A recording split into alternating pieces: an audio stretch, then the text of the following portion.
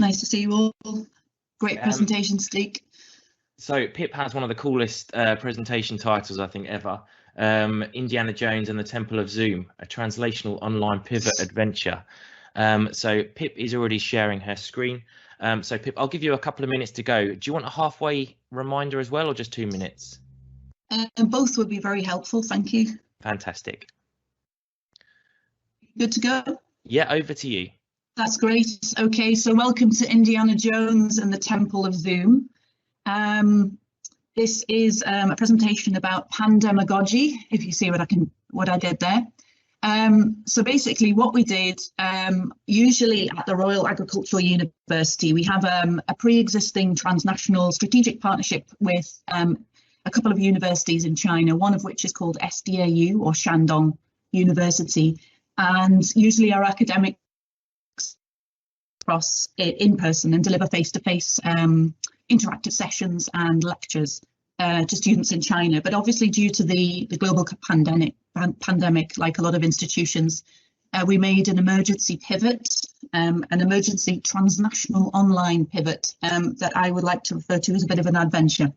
So we, again, like Steve said, we used Panopto to record the lectures that students could access asynchronously, that our colleagues in China could download.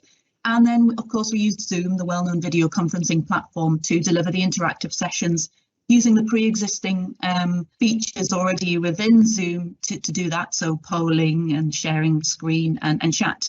And so it was very interesting to embark on this kind of adventure of technology-enhanced transnational learning, or TETL for short. So it was quite an interesting and new area, we felt. So we decided to take an approach of research-informed practice to this. So at the University of East London Learning and Teaching Symposium, we explored the impact on lecturers in terms of coping with uncertainty and working in a pivot situation, but also in a transnational pivot situation. We did a case study on that, and we submitted a research poster. A really big part of it was reflecting on the pivot in a transnational context. So we decided to create a China blog series where we reflected on the impact on everybody, on the students, on our staff in China, and on learning technologists. We also then we decided to dig a little bit deeper and explore the idea of uncertainty at the University of Manchester China HE conference. So we developed this idea of a taxonomy of uncertainty, so different categories of uncertainty that our academics and teaching staff went through. So things like knowledge, pedagogy, relationships, and things like that. So that was really interesting.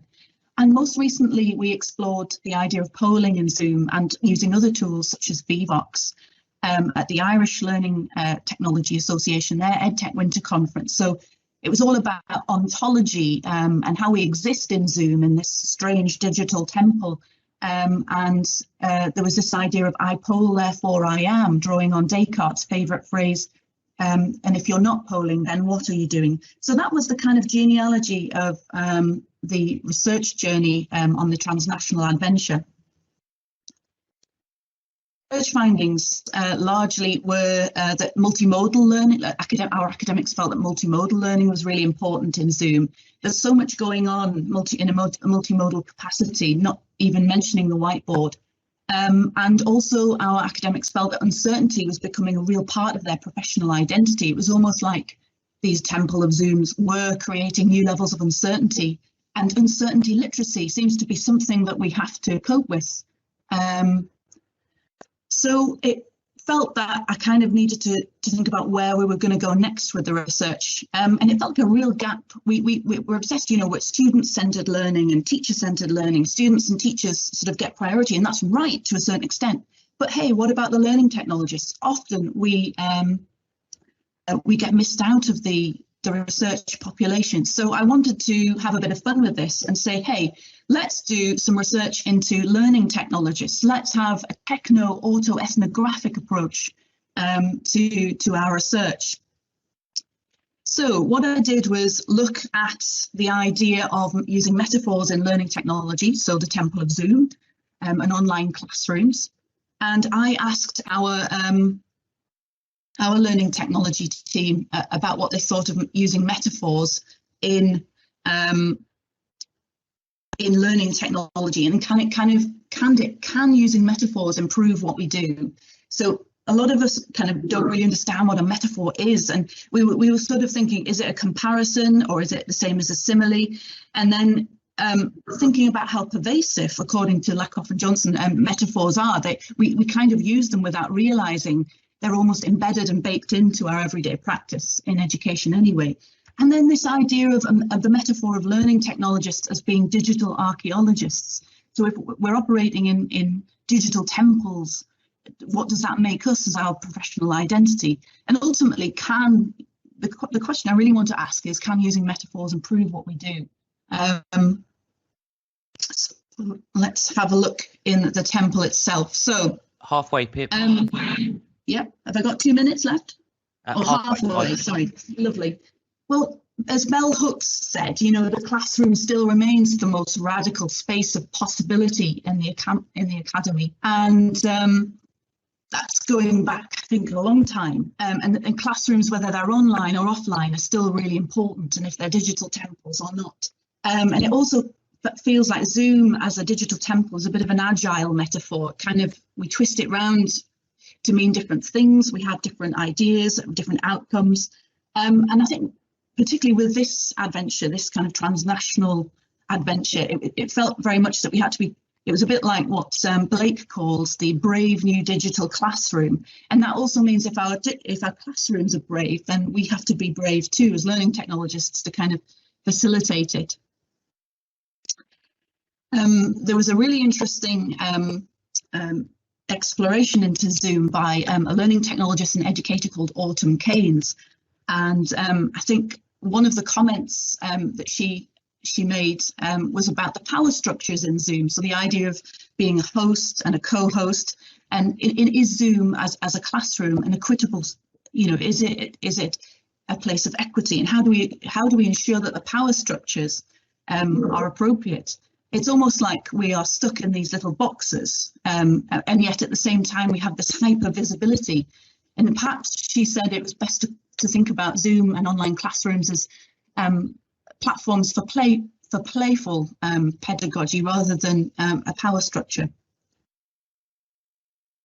This was a really interesting idea. The idea of Zoom as being a bit of a haunted classroom, a kind of spectral subjects with phantoms. I don't know if you can relate to this. There doesn't seem to be a lot of digital boundaries. There do seem to be digital boundaries, but they're not digital boundaries at the same time. How can learning actually take place in Zoom? Lovely sort of visual meme going around social media at the moment about virtual meetings and online classrooms being sort of like a seance, you know. Phil, are you there? Are you joining us? You know, that kind of thing. It kind of makes learning a bit spooky, a bit like a ghost in the machine. And we've got to be really careful that it's not a digital ghost in the machine. So what we did, we created profiles of the types of students and lecturers who would be taking place, who would be involved with the Zoom classrooms, and the types of attitudes that they might have. They could have a negative attitude. So that was an example of the lecturer's profile or a vignette. And yeah, no problem. And that was an example of one of the students. And so we got together and created some field notes. So a digital archaeologist would create a field note, and that's an example of one of our field notes. So how would we overcome the sort of barriers that a student in a transnational classroom could have? The other thing I'd quickly mention is that a museum nearby where I live called Beamish Museum did a live Victorian lesson on Zoom. And it was really interesting because a lot of the technology, for example, the Victorian teacher showed an example of a sandpit, a mini sandpit, where students could make mistakes and then go over it again and try again. So we actually use the sandpit approach. We use a sandbox approach as a learning technologist. And I thought that was actually quite radical. Have we moved on all that much, or are we using the same things but in a different platform? Very interesting that you got a digital certificate. Reminds me of open badges. So from the Victorian classroom to the modern Zoom classroom, perhaps there's some interesting parallels to draw. So I've got 4 2 minutes left. So perhaps I will end on this reflection, which was a tweet from Eric Stoller. He said higher education will never go back to normal, and that's a really good thing. And the pivot that we went through as an adventure was a kind of an acid test for that. But what was more interesting was the reply at the bottom from Rebecca Sellers, and who says that normal isn't the bad word here, it's actually back. So a lot of the exploration for this presentation it's very much been back to the future. So I'll very quickly, have I got any time left? Have I got 1 minute left? You can have 1 minute. I can have 1 minute. Okay, so this was a really interesting tweet that talked about how actually a transnational online pivot could pave the way for us to think about, and perhaps metaphor as a platform for us to think about the digital university in a different way in terms of translocal, transtemporal forms, and you can have multiple embodiments using a metaphor approach. So just thank you very much for listening to Indiana Jones and the Temple of Zoom. I provided various bibliographic references to follow up on. So it's not all Zoom, doom and gloom. It can be Zoom, boom and bloom. Thank you very much. Love it. Thank you, Pip.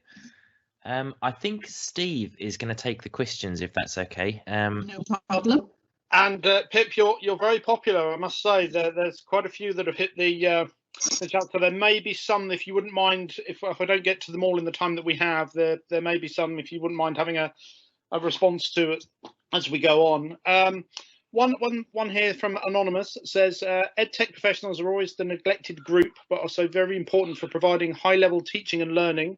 Do you think the pandemic has shone a light on all the value and skill they bring to digital education? Undoubtedly.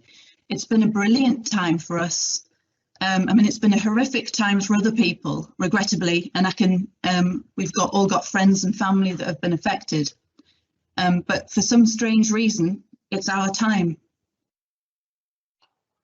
I mean, we've always been important. We've been growing in, more and more universities and other institutions have advertised for learning technologists, suddenly realizing, that we're part of the pedagogical process, we're part of the context. But I think it is without question that the pandemic has given us a platform on which to shine and to demonstrate how crucial learning technology can be.